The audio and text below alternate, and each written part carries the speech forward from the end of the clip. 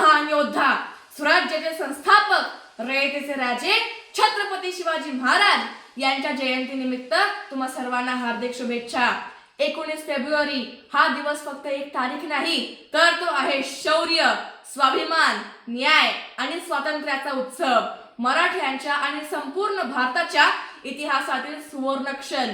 आज एका अशा महापुरुषाची जयंती आहे ज्यांनी शून्यातून विश्व निर्माण केले, ज्यांनी गुलामगिरीच्या अंधारात साच पडणाऱ्या रयतेला स्वराज्याचा प्रकाश दाखवला। अशा शूरवीर छत्रपती शिवाजी महाराज यांना मी अभिवादन करते। छत्रपती शिवाजी महाराजांचा जन्म 19 फेब्रुवारी 1630 रोजी शिवनेरी किल्ल्यावर झाला। त्यांच्या आई जिजाबाई आणि वडील शहाजी राजे यांनी त्यांना लहानपणापासूनच शौर्य, धर्म, नैतिकता आणि स्वराज्याची स्वप्ने दिली।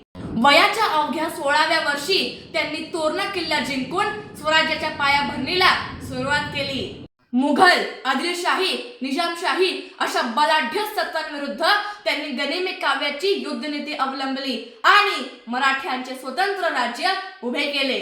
शिवराय फक्त योद्धे नव्हते, ते एक दूरदृष्टी असलेले प्रशासक, कुशल राजकारणी आणि रयतेचे रक्षक होते।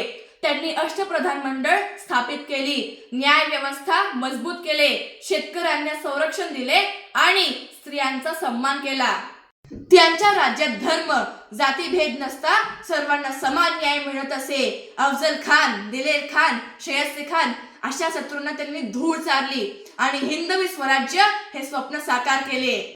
आज जेव्हा आपण शिवजयंती साजरी करतो तेव्हा फक्त जय भवानी जय शिवाजीच्या घोषणा देऊन चालणार नाही, तर महाराजांचे विचार आपल्या आचरणात आणणे हीच खरी मानवंदना ठरेल। पर्यावरणाचे रक्षण करणे, स्त्रियांचा सन्मान करणे आणि संकटात डगमगून न जाता धैर्याने उभे राहणे हाच खरा शिवधर्म आहे।